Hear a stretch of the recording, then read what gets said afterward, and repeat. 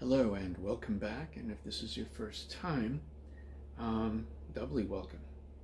So, seeing as how I'm not trying to keep this in any kind of chronological order, I will now relate a story that when I was following a chronological pattern in my autobiography storytelling here, I imagined wouldn't come for a very long time, but as it turns out, I'm going to share it with you today because this can all be rearranged at some future point if I decide to, which is mentioned in a previous video.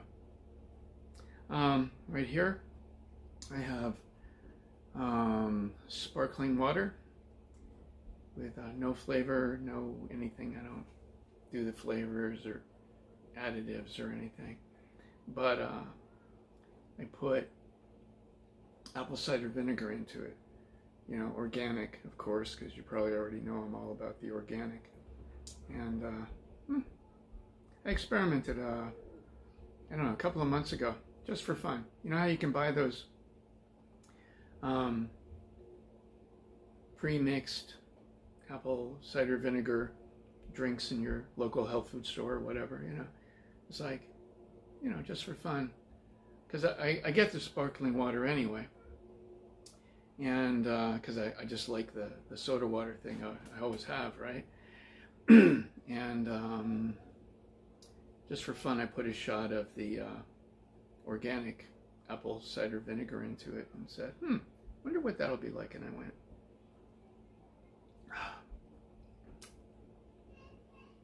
I think it's better than anything you're going to buy in the store. And it's certainly minimal processing, since it's just the apple cider vinegar and the you know, carbonated water. Still some processing, but whatever, you know, I mean, you do what you can. So but that's not what this video is about. So we're talking decades ago now. I was probably, let's think about it,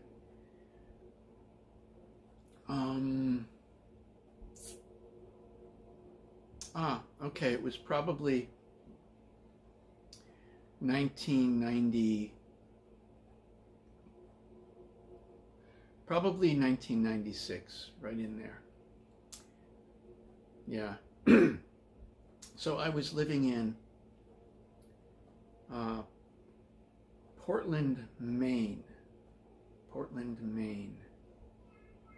over there on the eastern side of the U.S.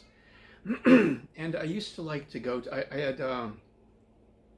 had discovered this little place that would give lectures like maybe a couple of times a week, certainly once a week. I forget now because it's such a long time ago, but I liked it. You know, there'd be lectures on yoga and just stuff like what some people might think of as New Age stuff, that kind of thing. Lectures on Reiki and, you know, just stuff like that. I remember this one I attended.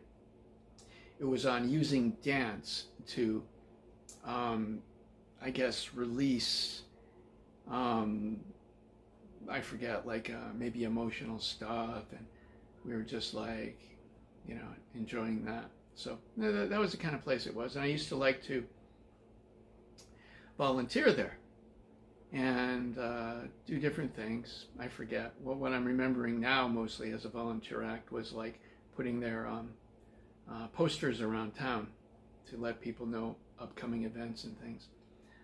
But what was cool was, and you didn't actually have to pay at the door to get in, but they had like a pot out that you could, you know, give donations to. Maybe some of them you had to pay, I forget. But definitely the pot was out for the donations. But in doing volunteer work, I wasn't expected to, you know, give anything beyond that, like a monetary donation. I mean, that's not really why I did the volunteer work. I just wanted to promote the place. So anyway, getting into the story itself, I was meeting a friend of mine there this one evening where there was going to be a lecture on something or other, I forget what. And she wasn't there yet. I forget if she was my girlfriend at this point or not. She may have been or she may not have been, but we were certainly friends, and she was a girl and I'm still a guy, right? So we did eventually become boyfriend and girlfriend, that kind of thing. But anyway, she's not there yet. And I meet this one woman there. I think I met her. Seems like there was a table of some kind involved. Maybe there were pamphlets relating to the talk or refreshments. I'm forgetting now. But we just happened to start talking. And she felt very familiar to me. She had like a UK kind of accent. And she just felt familiar, you know. So after a few minutes of interacting, maybe like 10 minutes, I forget. Even though it sounded like a pickup line, I mean, it was totally true. It was like something like, because remember, it's been decades now. I said something like, "You feel so familiar." You know, it's like, it seems like we've met before, but, you know, it seems like I would have remembered her if we had, you know, what with that accent and, you know, stuff. And so she said, this is where it starts to get interesting. Now, bear in mind, I pretty much don't believe anything. I mean, I weigh everything out in my head, you know, and especially when it comes to what we're about to talk about here. Well, anyway, on with the story. She said that we were brothers in another life, apparently in Egypt. We were, okay, you know, apparently bodyguards to, I know. It feels weird to me to even say it, but okay. Bodyguards to King Tut. Yeah, I know. Everybody and their brother was either King Tut or whatever, you know. And, you know, she's telling me this, and I'm like, I'm smiling. I'm being, what's the word for it? Well, nice. You know, it's like, but in my head, I'm like, okay, yeah, just don't try to sell me a bridge, you know. So, you know, but she's sharing this with me, and I'm just being polite. That's the word I'm thinking of, you know. And, well, it turns out that, and I forget when this came into the mix. Probably, I forget. But anyway, she was a professional psychic. I mean, she actually made her living with that kind of thing. And I forget, and probably in about 5 or 10 more minutes, my girlfriend comes along. Well, interestingly enough, it turns out they knew each other. She was actually there, and I don't want to mention names or anything, but the woman I was speaking with was actually there that night because my girlfriend, once again, I don't want to mention names, had invited her to, you know, come to that gathering. And so that was interesting, you know.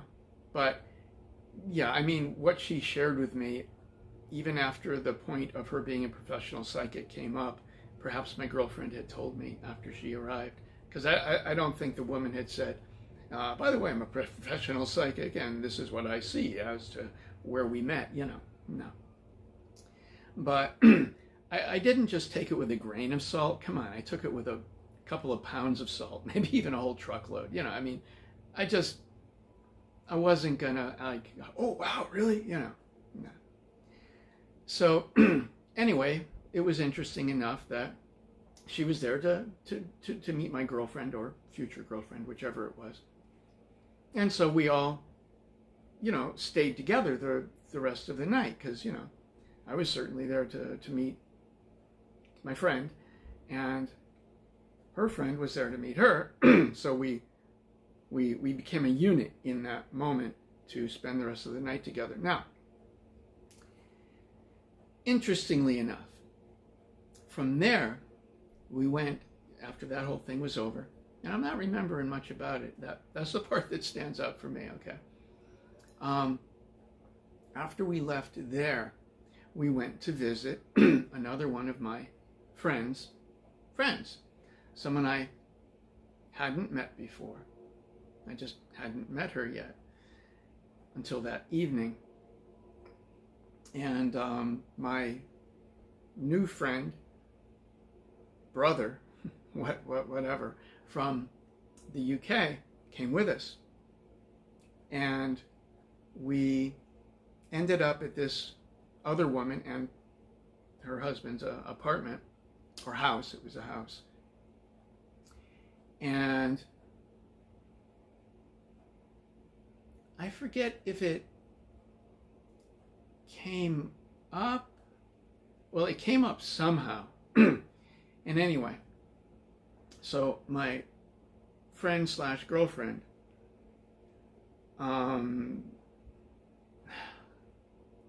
of course, brought us to her friend's house, and we hung out doing I forget, maybe playing cards or doing something, talking certainly. And my UK friend hadn't met my girlfriend's friend or been there before. Like me, I hadn't been there before either, or met her friend. I'm sorry if this is sounding complicated. I didn't think first how to actually relay this, but it's... Anyway, turns out her friend that she brought us to was also a professional psychic. Now, maybe that's why my girlfriend had brought us there, because her other friend is also a professional psychic. So that's probably why she thought to bring us there that evening. So the woman whose house we're at now says that my UK friend and I were brothers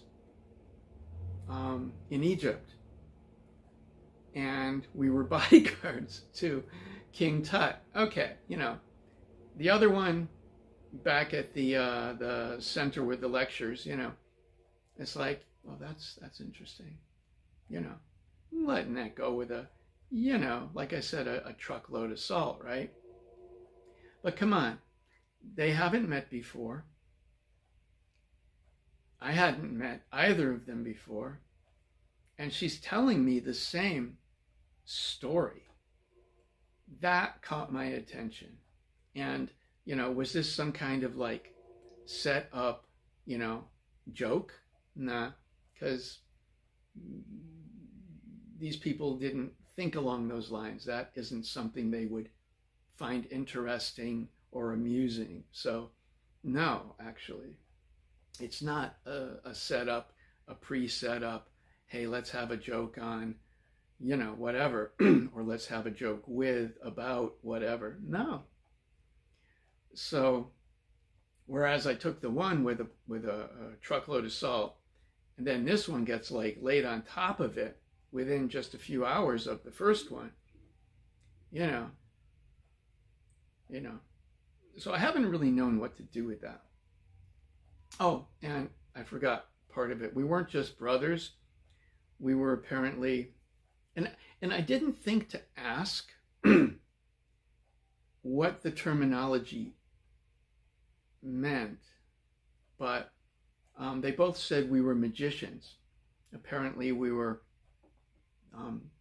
brothers, the woman and me as brothers in Egypt as King Tut's bodyguard. We weren't just people. We were, in the terminology both of these professionals used was magician. So what does that mean? I mean, I know it's not let's pull a rabbit out of a hat kind of magician. I know that, I mean, it would have been some kind of heavy duty, what's the word I'm looking for?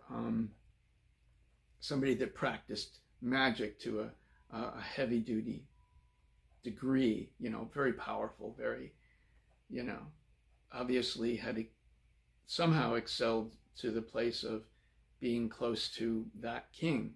And I've never even looked up any of this stuff, but it doesn't matter because life is like weird anyway, right? But yeah, so that kind of like blew my mind a little bit. It's like, what do you do with that? Regardless of whether it's true or not, and what is true? I mean, good luck with that. But I don't have any conscious recollection of any of this stuff. I don't recall any dreams or, outside of the feeling of familiarity with that one woman that night before my girlfriend came. And then, interestingly enough, the woman whose house we ended up at, that was also the quote-unquote professional psychic, and yes, once again, I mean, I'm using the word professional because she earned a living through her talent, if you will, with it. Now, this is just part of my life story, thus autobiographical material here, and it's kind of had me scratching my head off and on over the years. I mean, if that other world, if that other life, whatever, has had any beneficial impact on this one, I don't know. Not really aware of it. I mean, I know I think along certain lines. I don't know if I've ever connected it before, but I'm suddenly remembering something.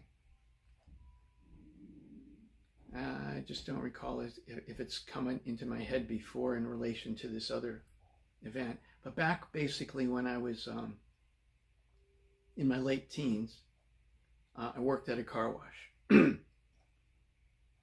And at this car wash, on rainy days, we got paid to basically sit home and get high and drink beer. And, so I liked rainy days.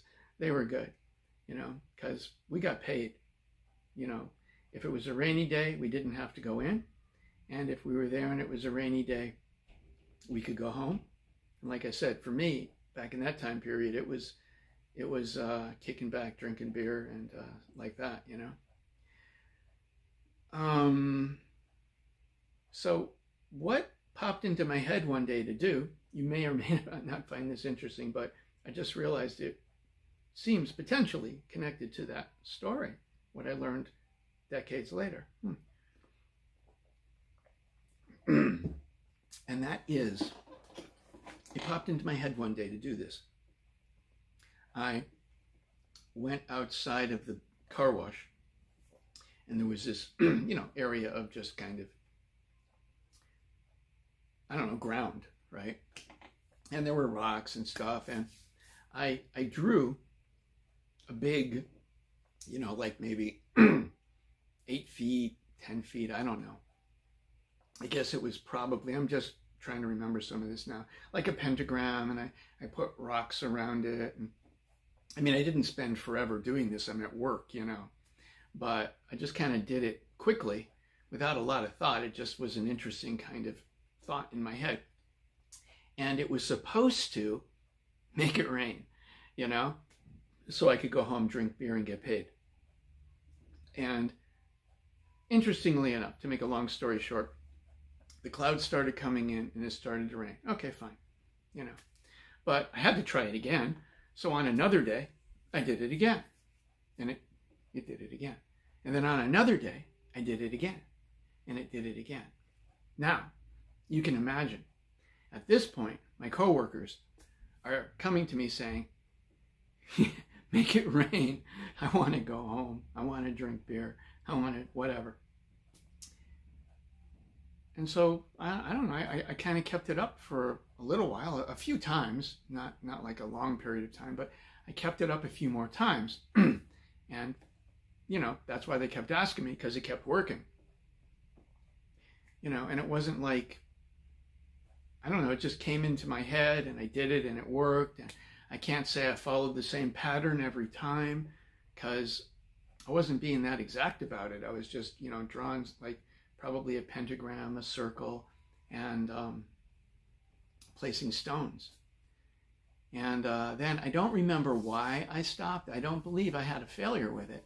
I think more likely than not, I was afraid of failing. After that time, it was like, I've done this so many times. It's like I become a car wash legend. And I probably just stopped because I didn't want to fail, that kind of thing. That's another little interesting part. Through my life, it's been a bit of a pattern. When I hit something really solid, boom, right on, then I actually become afraid of failing at it. And so I have tended in the past to draw back at that point, part of my early programming, I imagine, but we can go into more of those stories and you can figure it out yourself as we continue along this journey together. Anyway, I hope you've found this story to be interesting. Definitely the kind of thing that's caused me to scratch my head and wonder about over the years. I just can't stress it enough. It's like, yeah, I took the first story with a truckload of salt, and then boom, within a couple of hours, there's somebody, interestingly enough, another professional on that level, sharing the exact same freaking story. And it's like, what do you do with that? I don't know. I don't think I've done anything with it. And yeah, it definitely wasn't, it wasn't a practical joke or anything. I mean, it just wasn't. Okay, so anyway, please like and subscribe to help me grow this channel so I can just keep doing this. I'm like super busy and stuff. And I got to admit, I find my story interesting, but I hope you do too. And yeah, that subscribing thing, maybe share this with some friends and hitting that that thumbs up thing, that'll help. And please stay tuned. Oh, they always say ring that bell so you'll know when the next upload happens. So ring that bell so you'll know when the next upload happens. Okay, thanks. If you have any insight or you'd like to share some of your stories, perhaps along the same lines as this one, because life is weird, man. I mean, have you noticed? Life is weird, man. Okay. So peace and love. Stay safe. Stay healthy. Today's date is Sunday, September 26th in the year 2021. So as you know, there's been really peculiar things out there in the world